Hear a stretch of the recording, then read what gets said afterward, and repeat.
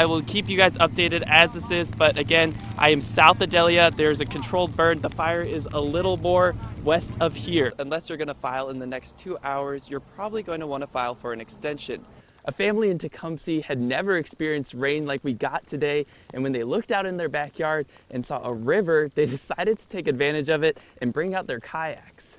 Molly, Brooke, originally there was someone planning to buy this entire building and completely renovate it. The plan was to have it match the newly built Evergy Plaza that's right across the street, but the CEO here says that plan fell through. City workers installed 7 of these fenced-in patio areas in front of bars and restaurants. It's time to head to the store for back-to-school shopping, and normally on your list you would find notebooks or markers, but this year you could even find bulletproof backpacks. Deb actually flew in this exact helicopter, so that's kind of what is making this process of restoring it so much more special to her. I am at 21st in Kansas.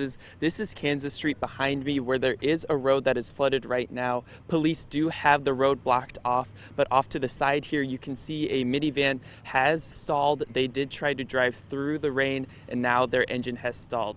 Now each event can have multiple groups, but they have to be socially distanced like I've marked there with the blue tape, and they cannot interact with one another. Now the other big change is for indoor events. Those can only have a max of 25 people per group, and again there can be multiple groups, but they do have to be socially distanced as well. Here at B&C Equine Rescue, they take in horses like Ted and bring them back to health. This is an exclusive story that you'll only see on KSNT, as our Dan Garrett is live outside of the courthouse after getting both sides of this tragic story. Dan? Yeah, Molly, Brooke, the case has gone up to the district attorney's office here at the Shawnee County Courthouse. Now, the neighbor that shot the dog said he was tired of the dog being on his property, and he tried to shoot his gun just to scare it off, but he accidentally ended up shooting it in the face. This way, this way. Diane Workman has to lead her dog Lucy around the yard with her voice now that she is blind. They've even left socks lying around so the 18-month-old red setter can smell where to go. Diane says Lucy got out of this yard earlier this month and went to a neighbor's property. And that's when Workman says her neighbor texted her to let her know. And while she was on her way, she heard the sound of a gun going off. He texted us and said that she was there, and we were on our way and we heard a gunshot. And then we found out that she was underneath the shed. Workman and her husband took Lucy to an animal hospital where they removed one of her eyes and performed surgery on her face. She was over here the last I seen. John Stover is the man who shot Lucy. He says it was an accident and that he just meant to scare her off after Lucy crawled underneath his shed. I got down, took a little peek, seen he was on one side, so I thought, well, I'll just shoot to the other side, and the sound and things would scare him out of there. Well, that's what I did, but the dog evidently must have moved to the other side. Workman asked Stover to pay the almost $4,000 medical bill, but Stover has declined. She says Lucy will likely need her other eye removed, which she says will cost another $1,000. For the good of our community, something needs to happen. I think he should pay for the medical bills, and I think he should be arrested for it. When we asked Stover if he would pay for the dog's medical bills, he said he's considering it. Though now there is a GoFundMe, he said he's torn on helping. Stover did tell us he wishes he handled things differently. I felt bad about it. I never intended to maim or hurt an animal like that. Right now, there is a law in Shawnee County against intentionally killing or injuring an animal, and I did reach out to the district attorney's office to see where they are at in this case, and so far have not heard back. Live in downtown Topeka, Dan Garrett, KSMT News. Madison Talaferro was a high school student who grew up with cystic fibrosis, and that caused her to miss a lot of school, so she had to learn from home. And the teacher that spent the time teaching her now has a book coming out that deals with cystic fibrosis and wants to spread the word about the disease. And I have a little story here about how I met Madison. Courtney Turcotte Bond is now holding the book she spent years making. Now a tangible item, the book Breathtaking is about a girl and a boy she confides her secrets to. The story involves cystic fibrosis and organ donation. Madison Talaferro, who was one of her students, even had some influence on the book before her death in 2018. I had told Madison that I had started this book and that it was inspired by her, and she was really excited about it, and we had actually talked about possibly me sitting down with her to get a little bit more of her perspective on some things about having the disease and how she lived her life so much differently than an average teenager. We introduced you to Madison several years ago when she was waiting for a double lung transplant. As the disease progressed, Madison kept fighting while in the hospital in St. Louis. Even singer Jason Mraz met Madison to sing to her in her hospital room.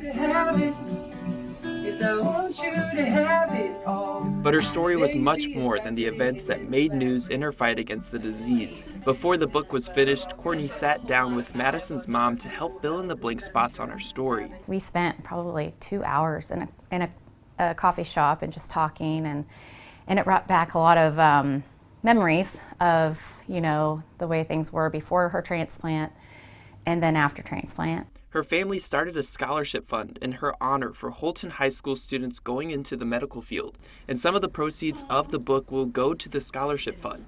The book even includes how to be an organ donor and groups fighting cystic fibrosis. It's so much bigger than just me when I have them as part of the whole story as well. And the book Breathtaking is available in Target, Barnes & Noble, and on Amazon starting on September 1st. In the studio, I'm Dan Garrett. Kennedy Mounts was a freshman in college when she got sick. Now a sophomore, she says she has mostly recovered, but her doctors say she has lung damage from COVID-19, and it could be permanent. Fatigued and tired. Again, I had a horrible headache for like 3 days straight. This was K-State student Kennedy Mounts shortly after being diagnosed with COVID-19 in March. She is now doing much better. Things are good, and I'm as healthy as I can be. But the now sophomore in college does have some lasting effects of the coronavirus. Her doctors say she is experiencing asthma-like symptoms, and they say it could be something she will have to live with.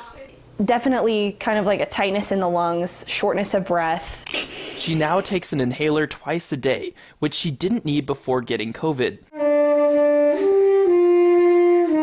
Despite it being more difficult for her to breathe, it doesn't stop her from her passion of music. Right now, doctors still don't know how long antibodies last for someone after they've recovered from coronavirus. They say it usually lasts around 3 months. Yet 8 months after testing positive, Kennedy's plasma still shows COVID antibodies, which has turned Kennedy into an avid plasma donor, since her antibodies could be used to help treat hospitalized coronavirus patients. Her mother was also diagnosed with COVID-19 in September, but had a much milder case, but still lost her sense of taste and smell. She says she still doesn't feel normal. I feel like my taste and smell are a little bit different. It's kind of hard to explain. Smells aren't as strong as they used to be before. There's still a lot to learn about the lasting effects of this disease. Kennedy just hopes she's able to continue donating plasma for as long as possible to help as many people as she can to beat this virus. I want to be as big of a help for as long as I can. So until my antibody limit reaches that limit, I will continue to donate. According to the CDC, some of the common long-term side effects of the coronavirus are fatigue, shortness of breath, cough, joint pain, and chest pain. Reporting live in downtown Topeka, Dan Garrett, KSNT News.